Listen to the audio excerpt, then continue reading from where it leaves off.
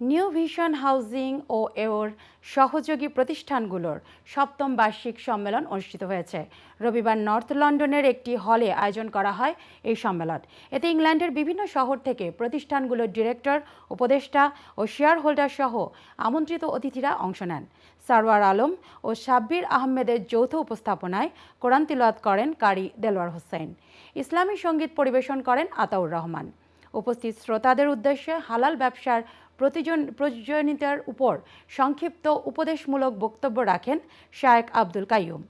অনুষ্ঠানে new vision housing ও সহযোগী প্রতিষ্ঠানগুলোর বার্ষিক আয়, ব্যয়, ব্যবসায়িক রূপরেখা, পরিকল্পনা ও বিভিন্ন আনুষঙ্গিক বিষয় তুলে ধরা হয়।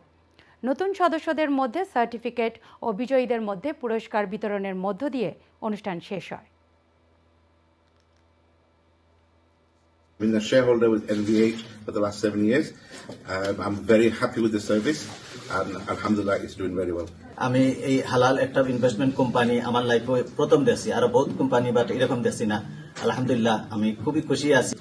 ভালোবাসা, একান্ততা, সততা, নিষ্ঠা, এই সমস্ত দিক চিন্তা ভাবনা করে আমি মনে করি যে নিউ ভিশন হাউজিং যেটা এটা একটা সফল ব্যবসা। যদি কেন আপনার শেয়ার হোল্ডার কেউ তখন আপনার মারা যায়, কোম্পানি তার ফ্যামিলি 2500 পাউন্ড গিফট করেন।